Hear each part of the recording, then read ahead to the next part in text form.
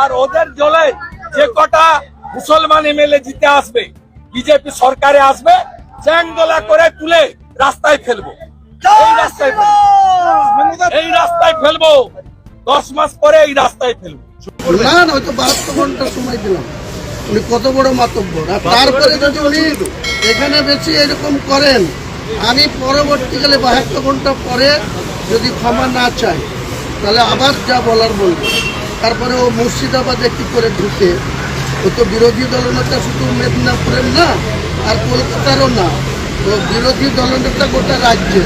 সে মুর্শিদাবাদ জেলায় যেদিন ঢুকবে সেদিন ওকে বুঝিয়ে দিব যে মুসলমানের শক্তি কতটা। যদি আমাকে মারতে আসেন তো ওনাকে কি আমি রসগোল্লা খাওয়াবো নাকি?